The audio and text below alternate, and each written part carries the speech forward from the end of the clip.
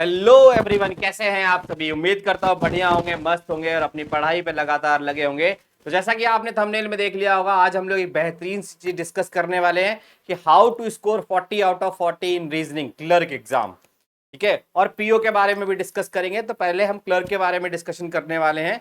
तो क्लर्क में हम 40 आउट ऑफ 40 रीजनिंग सेक्शन में कैसे ला सकते हैं भाई, पॉसिबल है। ये बात तो समझ लीजिए कि पॉसिबल है। आप क्लर्क में इजीली आप 40 आउट ऑफ 40 स्कोर कर सकते हैं। कई बार बच्चों ने किया भी हुआ है, जैसा कि अभी आपने अगर देखा हो तो क्लरिकल के एग्जाम जो भी एसबीआई के ओवर हुए हैं, आईबीपीएस के ओवर हुए, वहां पर बच्चे 30 के आसपास स्कोर करके आ रहे हैं 35 में से। तो आप 40 आउट ऑफ 40 कैसे बना पाएंगे, आज हम लोग उसको समझने वाले हैं। और बन जाते हैं, बहुत ही डुएबल है, आपके पास सफिशिएंट टाइम होता है जिसमें आप कर सकते हैं। चलिए तो आते हैं, इस पर डिस्कशन करते हैं। डिस्कशन करने से पहले ये थोड़ा सा जान लेते हैं कि हमारे पास जो एग्जाम है उसमें टोटल नंबर ऑफ वैकेंसीज कितनी है। तो भाई आपके पास जो इस समय दो एग्जाम आपके सामने लाइन अप हो चुके हैं, वो दो एग्जाम कौन कौन से हैं, वो आपके आने वाले कल में है आपके पास ऑफिस असिस्टेंट का, जो कि इसे हम क्लर्क बोलते हैं, ऑफिसर स्केल पीओ की बोलते हैं, ऑफिसर स्केल 1 भी बोलते हैं। तो यहाँ पर लगभग 13,000 से प्लस वैकेंसी अराउंड, लगभग आप बोल सकते हैं कि लगभग 13,000 से ज्यादा, लगभग 13,200 के 300 के आसपास वैकेंसीज अभी हैं, जो कि आने वाले कल में इंक्रीज हो जाएंगी। ठीक है, अब आपके पास यहाँ पर जो एग्जाम पैटर्न है, वहां पर सिलेक्शन प्रोसेस में क्लर्क और पीओ में प्रीलिम्स और मेंस होगा। तो भाई अपनी जो रीजनिंग सब्जेक्ट है, इसका यूज प्रीलिम्स में है और मेंस में भी है ना, क्योंकि सबसे इंपॉर्टेंट सब्जेक्ट है आरआरबी के एग्जाम में। यही दो ऐसे सब्जेक्ट्स हैं जो पूछे ही जाते हैं आपके लिए। तो प्रीलिम्स में आपको ये दोनों ही देखने को मिलेंगे। जैसे कि आप यहाँ से इसका वेटेज भी देख सकते हो, 40 क्वेश्चन आपको मिलते हैं, 40 मार्क्स के मिलते हैं और 25 मिनट्स आपके पास टाइम रहता है। तो 25 मिनट का ड्यूरेशन यहाँ पर आपके पास रहता है 40 क्वेश्चन को अटेम्प्ट करने के लिए। ऑन एन एवरेज ये बोल सकते हैं कि एक क्वेश्चन को करने के लिए आपके पास लगभग 40 सेकंड के आसपास तो मिल ही जाते हैं। उससे आप थोड़ा सा ओवर ही मान सकते हो, क्योंकि ये मान लो कि 25 मिनट की बात कर रहा है, तो मैं ये मान लेता हूँ कि लगभग हाँ 40 सेकंड के आसपास आप मान सकते हो, 40-42 सेकंड आपके पास रहते हैं।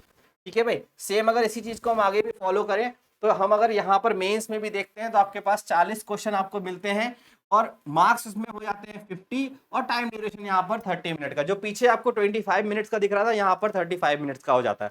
ये किसके लिए था बेटा, ये आपके पीओ एग्जाम में आता है। सेम इसी तरीके से अगर हम लोग क्लर्क एग्जाम में जा रहे होते हैं, तो क्लर्क में भी आपको यहाँ पर 40 क्वेश्चन ही मिलते हैं, 40 मार्क्स के होते हैं और 25 मिनट ड्यूरेशन मिलता है। अराउंड हम ये बोल सकते हैं कि लगभग 40 सेकेंड्स आपको मिलते हैं एक क्वेश्चन के लिए। यहाँ पर एक बहुत अच्छी सी बात होती है, 25 मिनट का सेक्शन खुलेगा ही खुलेगा। अब आपको डिस्ट्रीब्यूट करना है, आपको डिसाइड करना है कि किस तरीके से इसका डिस्ट्रीब्यूशन हमें करना था। ठीक है भाई, चलिए तो आगे बढ़ जाते हैं। देखो मेंस के अंदर भी कहानी सेम ही है, इसकी भी यहाँ पर 40 क्वेश्चन है, आपको मिलेंगे 50 मार्क्स और 30 मिनट। मतलब प्रीलिम्स हो चाहे मेंस हो, क्लर्क का हो चाहे पीओ का हो, ये दोनों एग्जाम में आपको देखने को मिलेगा मिलेगा। टाइम भी सेम है और उसका वेटेज भी सेम है। चलिए आगे बढ़ते हैं, थोड़ा सा और डिटेल देखते हैं इसके बारे में। तो वो क्या है आने वाली हमारे पास, के बाद जो आगे की डिटेल आपके सामने देखने को मिलेगी वो रहा ये। अब हम लोग जो प्रीलिम्स का पेपर होगा रीजनिंग सेक्शन का, उसको पढ़ने से पहले कुछ सारा समझ लेते हैं। क्योंकि देखो पेपर हमें देना है, हमें डिसाइड करना है कि पेपर कैसे करेंगे, कितना करेंगे। क्योंकि भाई ज्यादा से ज्यादा नंबर स्कोर करने होते हैं, इजी पेपर आता है, डुएबल आता है। तो अब इसमें पीछे का भी देख लेते हैं कि सर पिछले 5 सालों में कैसे क्वेश्चंस उसने पूछे, कितना नंबर के क्वेश्चन कौन से पूछे। ये जानना बहुत जरूरी है, क्योंकि इसी के इर्द गिर्द अगले साल का भी पेपर आपको देखने को मिलेगा। ठीक है, मतलब जो अब आने वाले कल में आपका एग्जाम है, अगले साल मतलब जो अब आने वाला एग्जाम है, वो इसी के आसपास आपको दिख जाएगा। चलिए तो देख लेते हैं कि यहाँ पर सबसे ज्यादा वेटेज क्या कवर करता है। तो बेटा जैसा कि आपको पता है कि बैंकिंग सेक्शन में पजल और अरेंजमेंट, इनका कितना ज्यादा रोल है, 50% के अराउंड का रोल होता ही होता है। और वही रोल आपको देखने को मिला, 40 क्वेश्चन देखे थे आपने, और 40 में से आपको 20 क्वेश्चन आपको सिटिंग और पजल से ही मिले।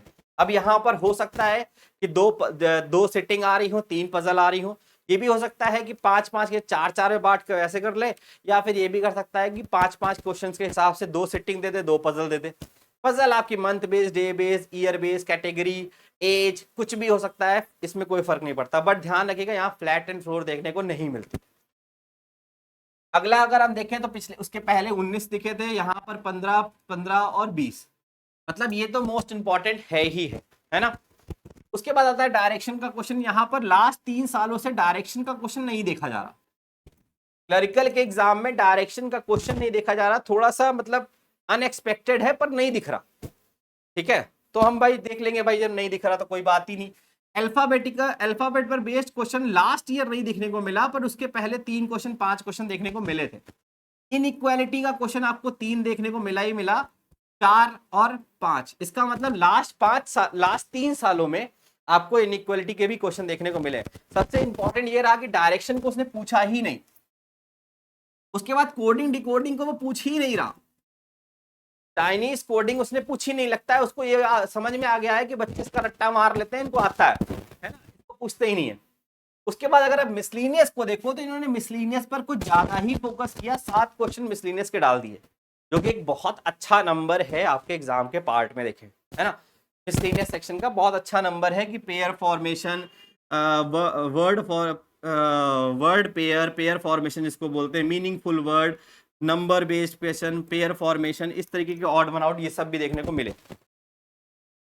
ब्लड रिलेशन पे अगर हम ध्यान दें तो हमें यहाँ पर 0 दिख रहा है बहुत बड़ा, मतलब 2 ऐसे टॉपिक जिसके बारे में हम पढ़ते ही पढ़ते हैं, एक हो गया ब्लड रिलेशन और दूसरा हो गया डायरेक्शन।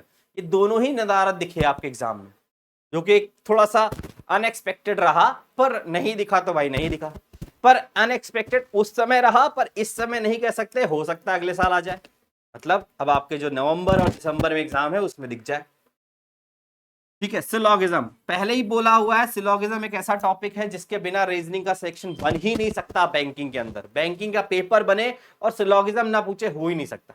नंबर अब ऊपर नीचे हो सकते हैं कि 2 पूछ ले, 3 पूछ ले या 5 पूछ ले, वो नंबर कम ज्यादा हो सकते हैं, बट होंगे जरूर।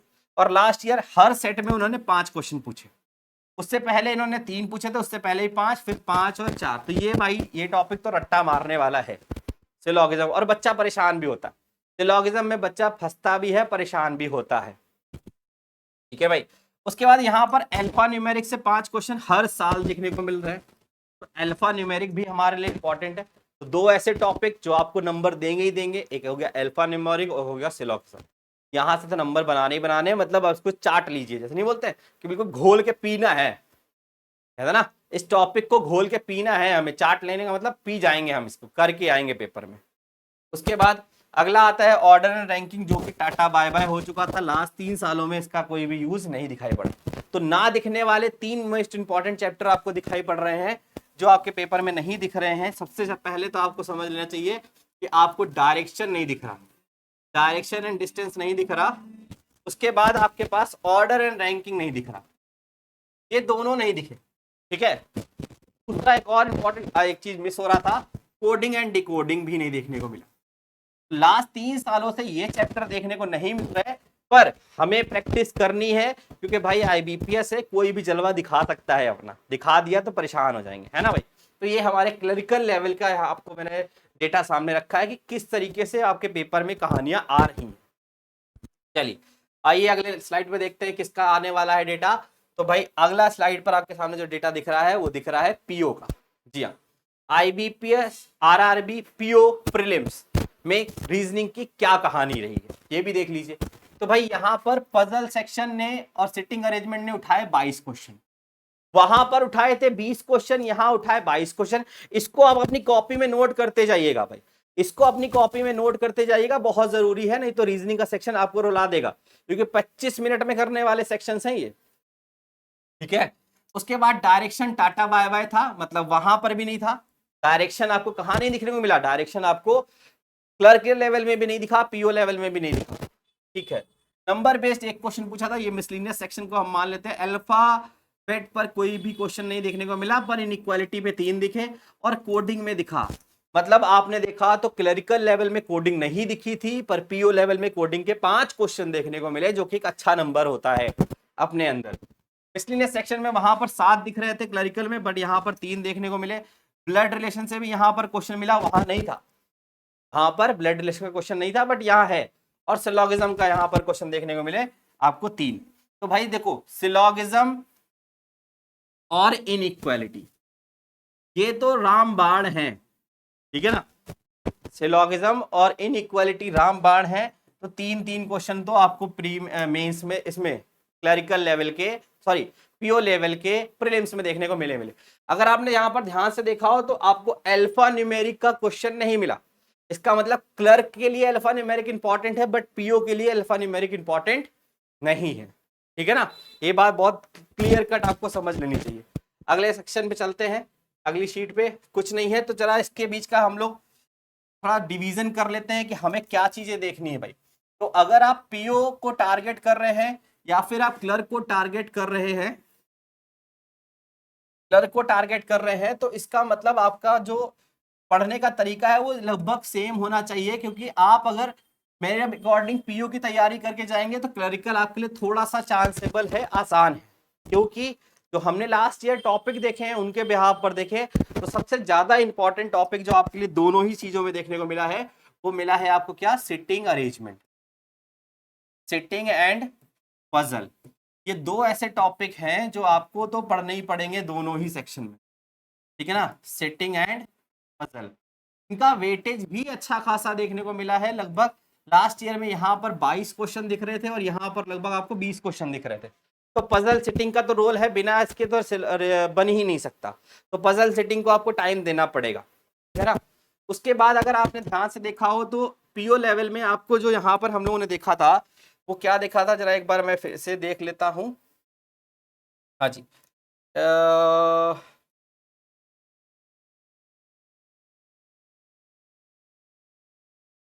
देखो यहां पर अगर हमने देखा था कि पीओ क्लर्क लेवल में यहां पर आपको 20 क्वेश्चन थे, इसको आप नोट कर लीजिए। तो ये 20 क्वेश्चन थे और डायरेक्शन, अल्फाबेट और आपको कोडिंग नहीं मिला। क्लरिकल लेवल में कोडिंग नहीं था, तो टॉपिक जो इंपॉर्टेंट थे वो क्या क्या थे, ये सारे। ठीक है, क्योंकि इसको मैं लिखने जाऊंगा तो टाइम वेस्ट होगा, इसलिए मैं इसको बहुत डिटेल वाइज नहीं लिख रहा हूँ। तो इस चीज को आप समझ लीजिए कि क्लरिकल लेवल में ये टॉपिक आपके लिए इंपॉर्टेंट है, इसका एक लिस्ट बना लीजिए। और पीओ लेवल में जो टॉपिक इंपॉर्टेंट है उनकी भी आप प्रॉपरली एक लिस्ट तैयार कर लीजिए, तभी आपको आने वाले कल में फायदा मिलने वाला है। अब बच्चों के दिमाग में आएगा कि सर इसके लिए हम क्या स्ट्रेटेजी यूज करें, 40 आउट ऑफ 40 लाने के लिए हम स्ट्रेटेजी क्या यूज करें। तो भाई देखो मेरे अकॉर्डिंग आप अपने इस सेक्शन को ना, आप अपने सेक्शन को 2 सेक्शन में बांट लो।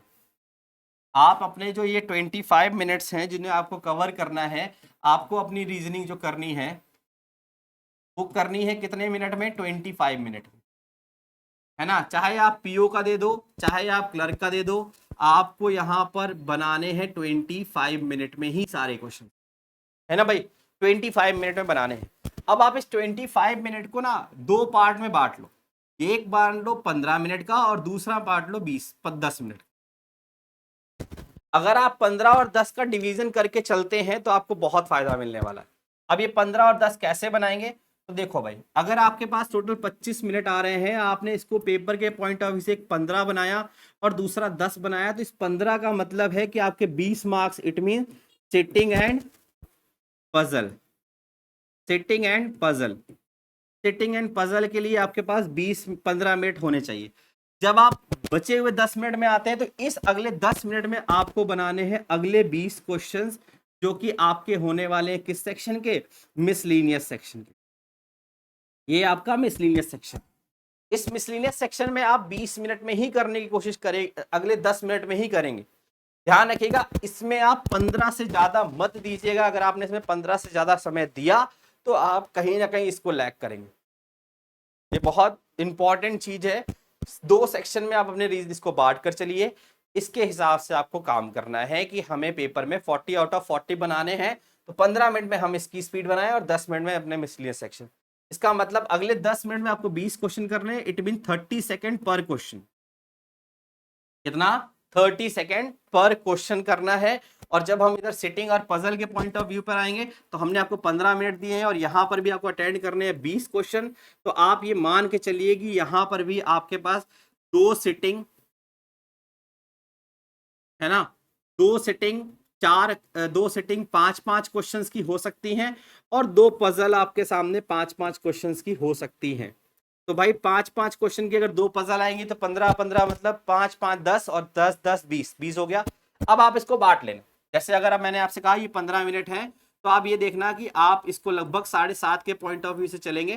तो आपको अगर एक सिटिंग का क्वेश्चन अटेम्प्ट करना है तो उसे करने के लिए आपके पास लगभग होते हैं 3 मिनट, आपके पास मिनिमम रहेंगे, 3 और 3 मिनट।